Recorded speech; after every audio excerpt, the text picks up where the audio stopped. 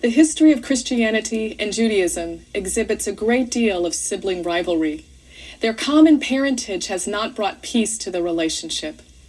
Unfortunately, Christians have found resources for anti-Semitism in the Gospels themselves. One of the most difficult passages in the Bible in this regard is Matthew 23, where Jesus denounces the scribes and Pharisees for their hypocrisy. The sheer repetition of the words "woe to you" and "hypocrites" in this chapter seems enough to suggest blanket condemnation.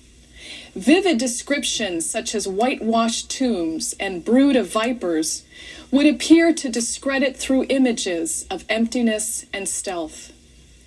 In today's segment, Jack Levison tackles this thorny text directly by setting Jesus' confrontation with the scribes and Pharisees in its original historical context. When we first met the scribes, Pharisees, and Herodians in Mark's Gospel, in chapters 2 and 3, Jesus the Galilean was already generating conflict with these Jewish leaders. The issue at stake in those earliest chapters was the authority of Jesus. Who was this teacher who asserted the right to forgive sins, or to go beyond the Jewish law by healing withered hands and by plucking grain on the Sabbath? But the question then was not posed directly.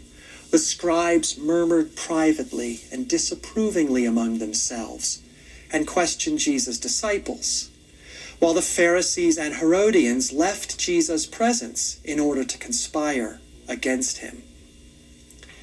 Now, in Mark 11 and 12, much later, and at a much different location, the temple, rather than Galilean villages and grain fields, the Jewish leaders conspire again to entrap Jesus. In fact, the alliance against Jesus has widened and solidified.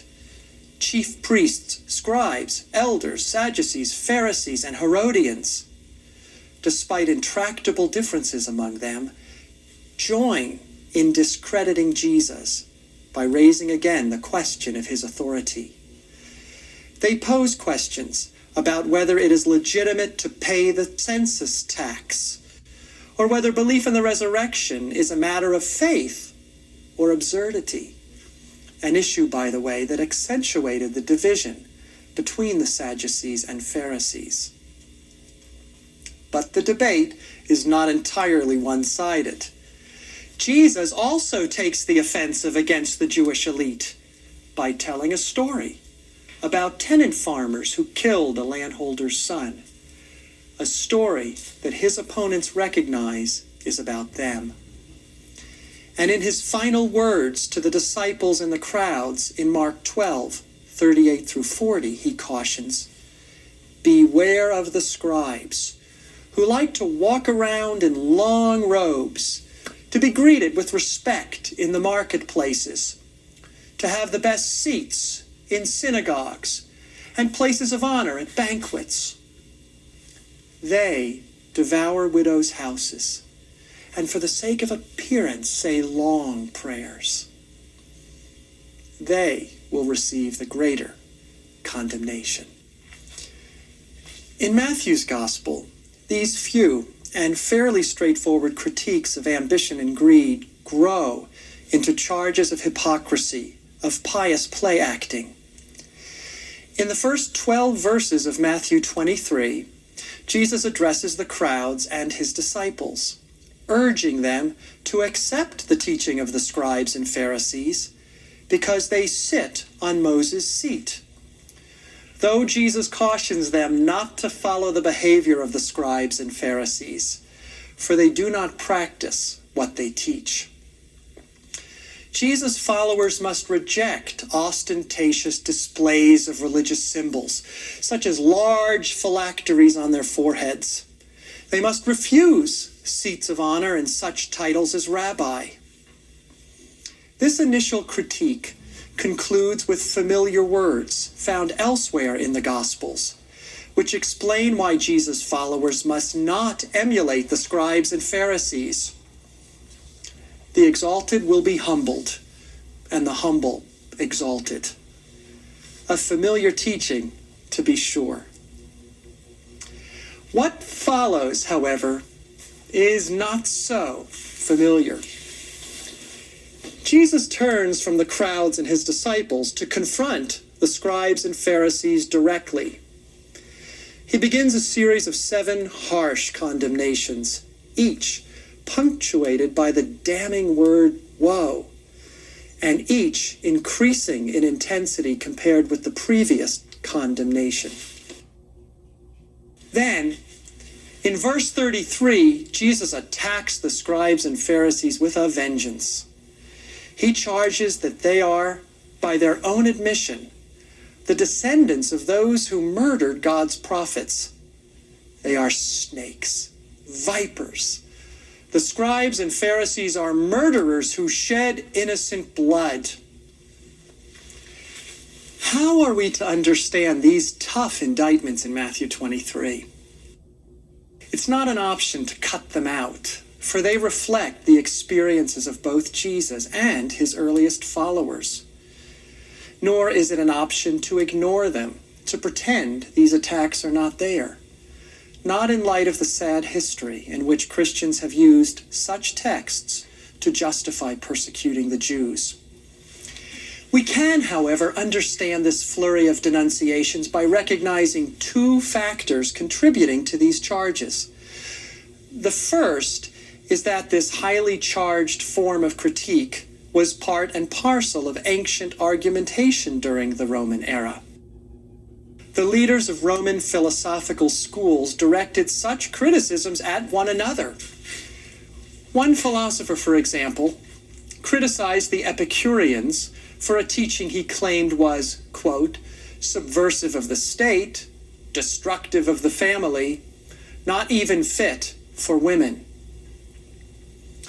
Jews were no less vicious in their attacks upon one another. The Dead Sea Scrolls contain such vilification. One passage, for example, describes the annual responsibility of the priestly leaders at Qumran to curse their Jewish opponents with these words: "Be cursed because of all your guilty wickedness. Be cursed without mercy because of the darkness of your deeds. Be damned in the shadowy place of everlasting fire."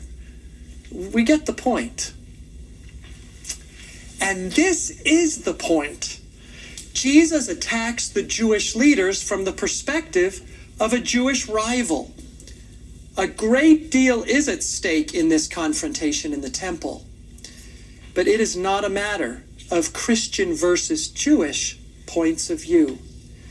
It is not an interreligious dialogue gone wrong that we observe here.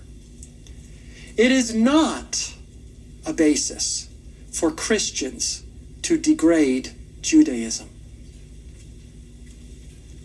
Matthew 23, therefore, provides no grounds, no justification for anti-Judaism. Jesus and his rivals are Jewish, arguing in the temple about who has God's authority, they or he. Jesus and his opponents are rival teachers, posing difficult questions to one another. Even the way Jesus quotes the scribes and Pharisees' opinions about oaths in order to refute that position looks like the arguments of the rabbis that we find in the Tosefta and Talmud. Jesus is not criticizing all Jews. He is concerned exclusively with a group of teachers, the scribes and Pharisees, whose practices he wishes to discredit, in large measure because they discount and exclude those common people who cannot live under the meticulous requirements the scribes and Pharisees impose. The second factor influencing Matthew 23 that helps us understand the sharpness of Jesus' attack is this. Jesus' voice is not the only one we hear in Matthew 23. His voice is overlaid with the experience of the community responsible for Matthew's gospel. The members of Matthew's community, like their teacher, have been attacked.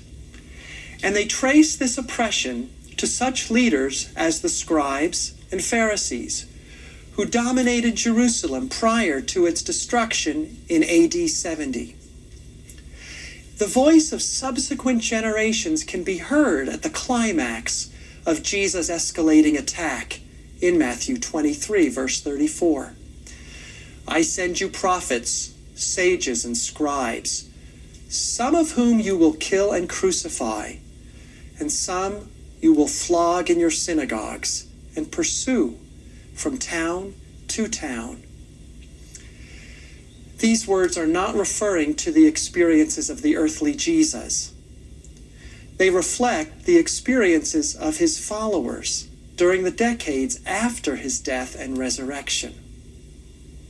Here, Jesus is the sender, not the sent, the one who authorizes prophets, sages, and scribes, whom the scribes and Pharisees would kill and crucify. And it was not Jesus, but his later followers who would be flogged in synagogues and pursued from town to town. In Matthew 23, the severity of Jesus' words combines with the pain of Matthew's community. What is perhaps so stunning about this passage is that, despite the weight of anger it expresses, such anger is never directed beyond the sphere of the scribes and Pharisees. It is never addressed to peasants or to women or to household slaves. Temptations to ostentatious clothing, seats of honor, and meticulous tithes are not theirs. These many people, the many Jews that Jesus and his later followers choose not to denounce, are the minor heroes in this gospel. The Jewish scribe who is near to God's kingdom because he understands how to love, and the Jewish widow whose last 2 copper coins clink in the temple treasury.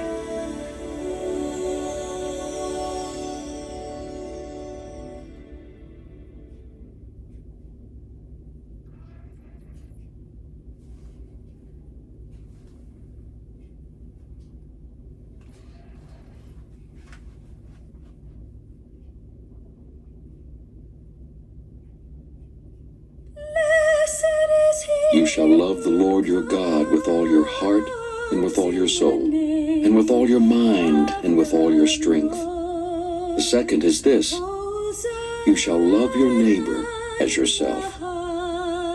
There is no other commandment greater than this. Guard against the teachers of the law of Moses. They love to walk around in long robes and be greeted in the market.